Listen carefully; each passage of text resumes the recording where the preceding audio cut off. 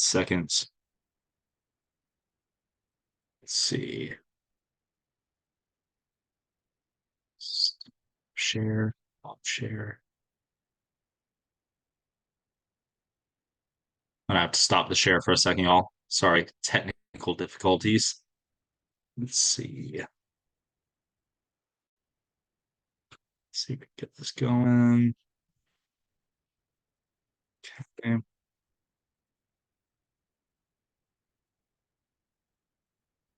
Bit of a rough start.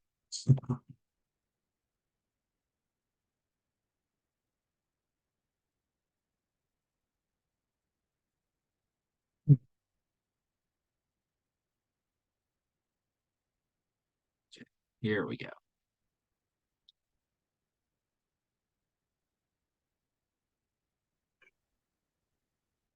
That's not what I want.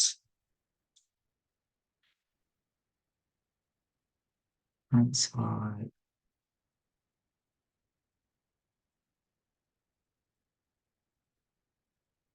Hello, hello, Charity.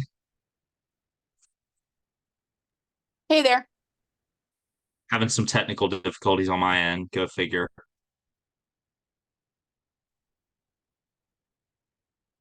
Let's see.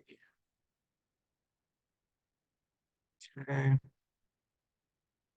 Trying to turn this into a slideshow, so I can show y'all the show y'all what I got. Um,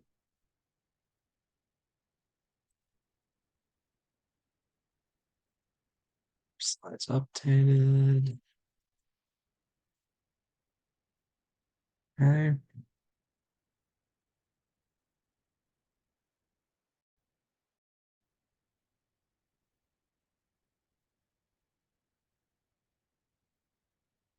I'm literally just I am trying to, this is ridiculous, but I'm trying to fit this. I'm trying to fit this to the window. Okay, there we go. Fit to the window. There we go. Hopefully that'll do that.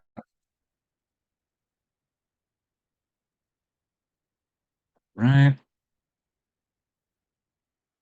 Okay, we will proceed without necessarily fitting it to the window, and we'll just see what happens. So how are y'all doing tonight?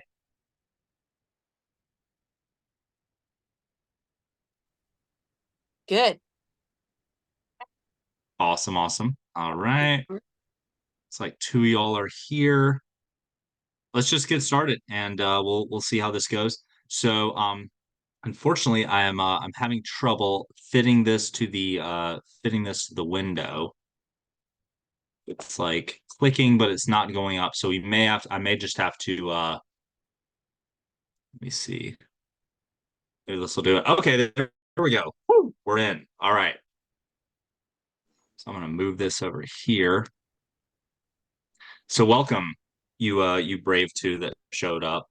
Um, so this is just going to be a basic overview of macros because I think that you know having I think that a lot of the times like people talk about like, oh, macros this, macros that, and they don't really understand, like, okay, what are macros, and what are the different kinds, what are their functions.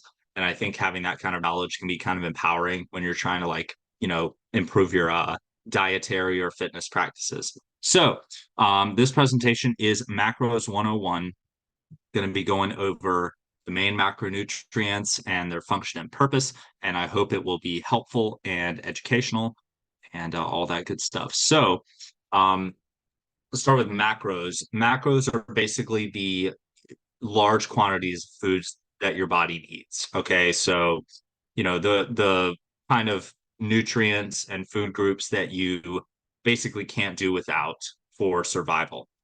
Although we'll learn as we go that there are a few that are not essential. So proteins, fats, absolutely essential to life and survival, um, and normal physiological function.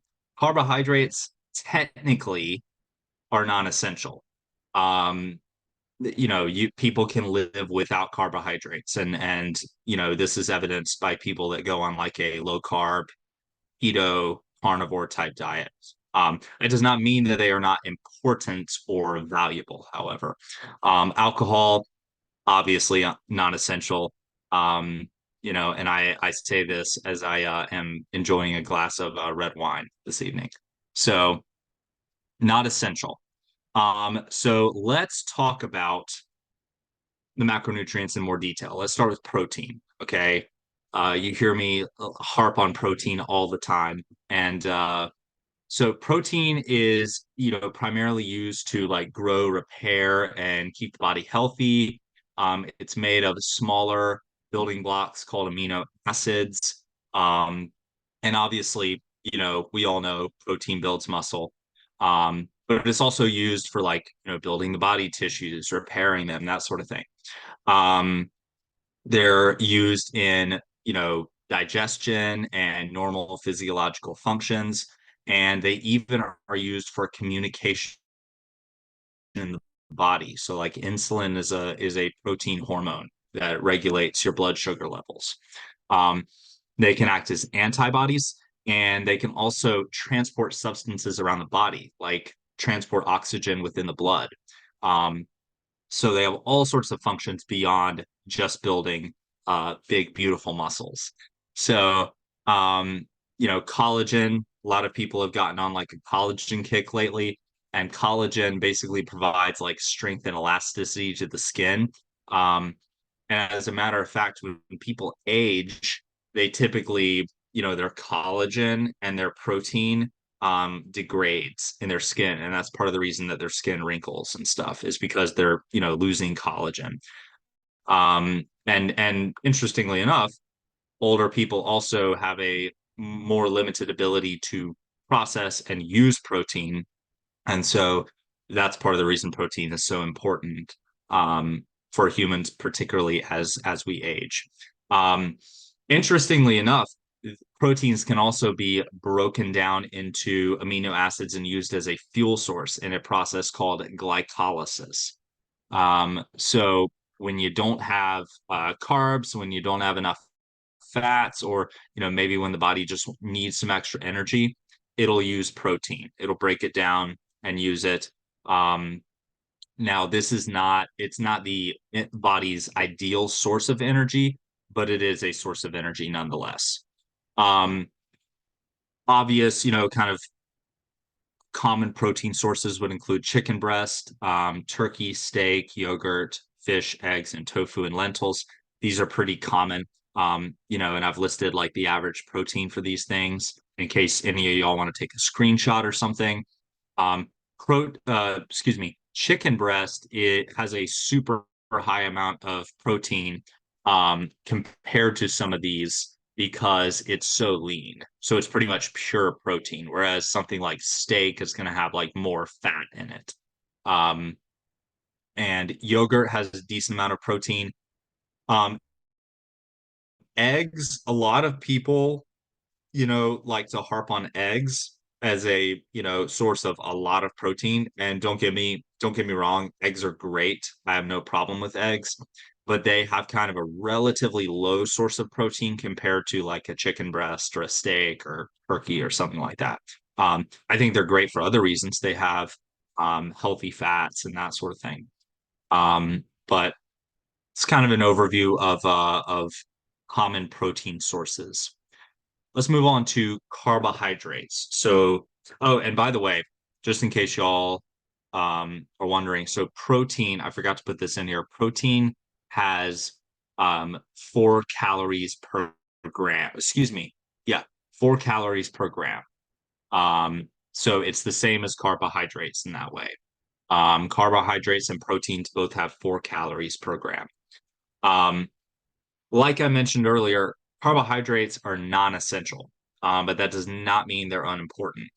In fact, they're probably the body's preferred source of energy. If any carbohydrates are present, or if you've relied on carbohydrates, um, they're what your body prefers to use as energy, and that's because they are so easy. They're kind of a quick, like convenient source of energy. Um, you know, there are athletes who will carb up before like a lifting meet, or lifting something heavy, having an intense workout, and that's because carbs are a really quick source of fuel. They're broken down into glucose, absorbed into the bloodstream, transported to cells for fuel, and they're also stored in the muscles as glycogen, in the muscles and liver, and that's why, it sometimes if somebody has a lot of carbs, they'll have a fuller appearance. Their muscles will look fuller or bigger, particularly after a workout, as opposed to somebody that does not have any carbohydrates in their system. And not only that, but that's part of the reason that if you eat like something carb heavy, you might be a couple pounds up on the scale after doing that, is because all those carbs are being stored as glycogen, and holding onto water, in your muscles and body. Um, the brain uses glucose when it's available. Um, and let's talk a little bit about fiber. So fiber is a carbohydrate. It typically will not spike your blood sugar as much as a simple carbohydrate. So um, fibrous carbohydrates or complex carbohydrates would be like your veggies, your fruits, that sort of thing. They don't typically spike your blood sugar as high as like a potato, French fries, bread, pasta. Um, and they're good for maintaining normal bowel movements. Um, and a couple, they can also kind of spare protein, as a fuel source. Um, so you don't want to be burning protein as your primary food source, or energy source. And so in eating carbohydrates, you can prevent protein degradation. Um, Common carbohydrate sources, I decided to keep this simple because most people are pretty aware, pasta, rice, bread, potatoes, oats, various grains, um, and some more fibrous types like beans, bananas, apples, and of course, sugar. Um, let's talk about fats. So, fats, you'll notice that fats are basically twice the calories per gram that carbohydrates and proteins are. And so fats are interesting. Fats are, very, very good for you. They support energy. They provide kind of a slow burning source of energy. Um, and they support cell growth, protect your organs, help with vitamin absorption, all sorts of things. There are three primary forms of fats, and those are unsaturated, or excuse me, saturated, which comes in animal and plant-based forms and is typically more solid at room temperature. Unsaturated is basically the opposite. It comes pretty much exclusively from plants and is liquid at room temperature. So those would be like canola oils, vegetable oils and that sort of thing. And trans fats are like highly processed, like your margarine and stuff like that, that's in like popcorn and other things. Um, they're obviously a source of energy. They get stored via body fat, and they're basically stored forms of energy. So if you consume more than you're burning, you're going to store body fat, um, and then the body can use that body fat as a source of energy when you're in a caloric deficit. Um, they're also essential to the cell membrane, maintaining the cell's fluidity and integrity and enabling normal cellular function. And they're very important for hormones. Um, so fats are extremely important. Even if you're trying to limit the amount of fats that you're taking in, you should typically keep some fat in, because if you don't, you can really like mess with your hormones and mess with your overall health. Um, uh, for example, like with nerve function, myelin is basically a form of fat surrounding your nerve fibers that allows for efficient nerve conduction or signal transmission. So very, very important for normal, healthy bodily functions. Um, let's talk about a couple of interesting fat sources. So You have avocado, cheese, nuts. This is something that gets a lot of people in trouble. One cup of mixed nuts is like over 800 calories. Okay. And people are like, oh, I'm being all healthy. I'm eating all these nuts. There's nothing wrong with nuts, but just keep in mind that fat is very calorically dense, and nuts are basically almost nothing but fat. There's a little bit of protein in there, but nuts are not a good source of protein. They're a decent source of fat into your face, thinking that you're being healthy. When you're trying to remain in a calorie deficit, you might be doing yourself a disservice. Um, so these are some examples of common fat sources. Now let's talk about another technically macronutrient, which is alcohol. Alcohol is 7 calories per gram. It's a very non-essential macronutrient. Most people would do better limiting the amount of alcohol they consume. Um, most experts that I've looked at consider drinking more than 2 drinks a day to be heavy drinking. Um, if you're trying to exercise regularly, make gains in the gym and get fit, you obviously ought not to be drinking heavily. It's basically just empty calories that are, if you overdrink on and go into a caloric surplus, it's just going to get stored as body fat, and it can interfere with your workouts and that sort of thing. So, in general, a good rule of thumb is if you're going to drink on a semi-regular basis, try to limit yourself to like 1 to 2 drinks. So that is just some brief advice on that. Um, so a couple of practical steps. If you're trying to lose weight, burn body fat, um, first of all, you don't have to feel like you need to go on an extreme diet and like cut out entire macronutrients. Some people do well with that. I have a couple of clients, I think I've mentioned them, that are doing carnivore, and they seem to really be enjoying it, where they basically just eat meat and animal products. It seems to be working well for them. They've lost some weight, but I don't think that that's really a sustainable approach for the vast majority of people. Um, Carbs. Let's talk about carbs. Carbs, they can be demonized sometimes. I don't think they're bad necessarily. I think people eat too many of them. And part of the reason for that is because they're not satiating at all. You can just eat carbs, like eat cereal, eat rice, bread, whatever, and just keep eating it until you overeat it.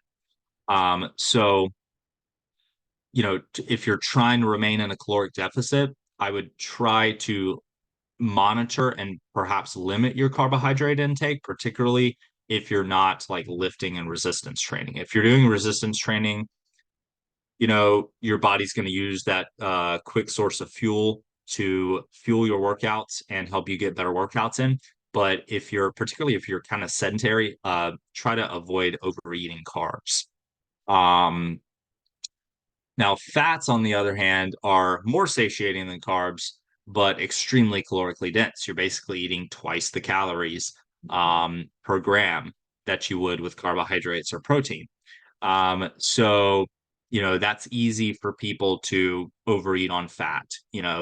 For example, mixed nuts, or various kinds of nuts. It's very easy for people to just like throw those back, and before you know it, you've eaten 1,000 or more calories, in a couple of handfuls. So just be careful on those. And generally, a good rule of thumb is if you're trying to create a calorie deficit, um, try not to combine lots of carbs and fats, because on the one hand, with carbs, they're not going to satiate you, and you might have a tendency to really overeat on those. And with fats, they might be satiating, but they're also super calorically dense. So putting them both together can cause some problems if you're trying to remain in a calorie deficit. Um, let's talk about protein and thermic effective food. So thermic effective food basically refers to the amount of calories burned or the percentage of uh, a group of calories that are burned as your body uses them and digests them and absorbs them. So basically, what that means is like when you eat protein, however many calories you eat of protein, a percentage of that is going to be burned in digesting protein. Okay. So now thermic effect of food, the amount of protein that's burned in absorbing it through your body using it is higher than carbohydrates and fats. So basically, when you eat protein, you're burning about 20 to 30% of it in absorbing it and using it and breaking it down.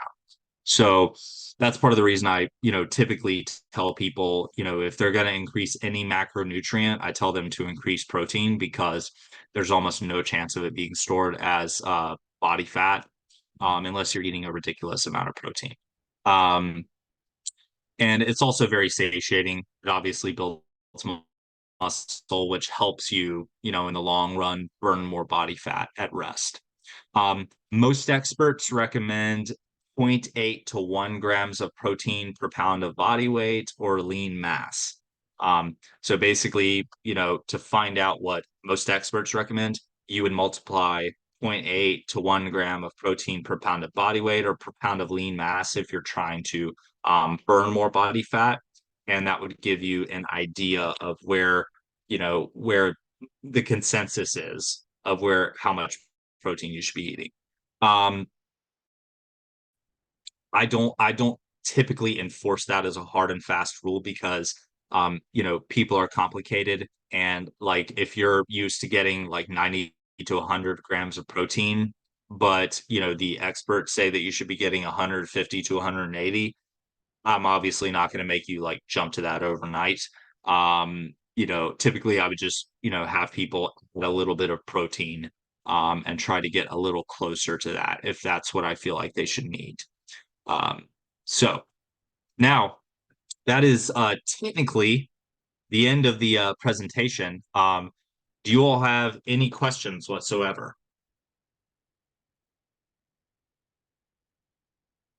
Any questions, comments, anything you want to make fun of me on? I'm still absorbing it all. I'll have to try those recipes. What do you find to be a good balance Yeah, for yeah. you? I'm gonna a good balance for me in terms of protein. Yeah, in terms of protein, carbohydrates, and fat. Yeah, yeah. So I'm thinking about making the doing more of a deep dive into that on my next presentation, but I can Okay. tell you what I do. And so what I do is I keep my protein high. I will probably eat somewhere around 180 grams of Hmm. protein a day, because I'm about 180 185 pounds, so I eat about 180 plus grams of protein a day most likely. And generally my approach, the approach I found the most helpful to staying lean and at the same time getting stronger, is to and this is just for me, Yeah. this is me. I lift 4 times a week, you know pretty heavy, pretty intensely. And so I do tend to eat carbohydrates. So I'll have carbohydrates, I'll have protein, at least 30 grams a meal, if not more. And I will typically minimize added fats. I don't always succeed. I love cheese and other things like that. Um, but I typically try to minimize added fat. So let's say I have like eggs with potatoes, you know, um, I will typically try and not add a bunch of cheese on top, because that's a whole lot of extra calories. So I'll typically try to stick with, maybe a little bit of cheese, but try to minimize adding fats to that. Mhm. So I'll have like a relatively healthy carbohydrate, protein, and then minimal added fats. But on the other hand, that's typically what I do on my lifting days, because I want carbohydrates in my system when I'm lifting. But on my non-lifting days, like today, where I'm just sitting on my butt most of the day and doing computer work, I will minimize the carbs I'm eating. So like for supper, I had a salad with Caesar dressing, which is high in fat, and shredded chicken, and now I'm having a glass of wine. So, yeah, so generally speaking, on your lifting days, more carbs. On your non-lifting days, lower carbs. You can bump the fat up a little bit, since you're lowering your carbs. So it's kind of with the main thing that most people need to adjust is their protein, because most Mhm. people under consume protein. But with fats and carbs are kind of like a seesaw. And typically what I would recommend is like the more active you're going to be on a particular day, bump the carbs up, bump the fats down. And the less active you're going to be, you can bump the fats up a little bit and take down the carbs. Okay, that makes sense. Yeah, yeah. And I mean, carbs are just they're a quick source of fuel. So, um, and they're what the body prefers to use when you're working out and stuff. So that's generally what I would recommend. Um, does that make sense? It does. Yes, thank you. Yeah, awesome, awesome. Any questions, Charity? Do you use MyFitnessPal to log in your food? I Do you I have it? have. Yeah. I don't currently use it a ton, although I'm thinking about getting back onto it. Yeah. Um, I'm either gonna get on MyFitnessPal, or there's another app that I kind of like called Carbon, which is similar, but I Okay. like a couple of features of it. It kind of like self-adjusts for you, and it's made for lifters by lifters. So I might jump on that. I'm thinking Okay. about doing that pretty soon, actually. Okay. Well, you better get on that, Chandler. You better get on that. I'll do my best. I'll do my best, Charity. So, what I will do is, so what I'm going to do is, once we're done with this recording, I'm going to drop this in the WhatsApp chat. If either of y'all want to rewatch it, take screenshots or whatever, you can. I'm gonna probably drop these in the WhatsApp chat, these recipe links, Okay. for everybody to check out. And I think maybe the next one we should do a deep dive on is like actually calculating more exactly like what your macros should be if you're in a particular Okay. situation. Do y'all think Yeah, that'd be that'd be helpful? great. Yeah, Yeah. that'd be great. Like that Okay, idea. sweet. Yeah. Yeah, I think that's a good idea. And then I don't know, we'll talk about back pain or something like that next time. So since that's an affliction that afflicts many of us. Oh, yeah. Yeah. Awesome. All right. Thank you so much. Thanks, Chandler. Absolutely. Absolutely. Yeah. I'm thinking I'll do the next one in it'll probably be 2 weeks from now. I'm probably going to start out by doing these bi-weekly. And then maybe it'll ramp up to every week. So yeah, I think we'll do a deep dive on All right. balancing macros next time. All right, sounds good. Have a good evening. Awesome, awesome. You too. Enjoy your evening. All right, thanks again. Bye. Uh-huh. Bye-bye.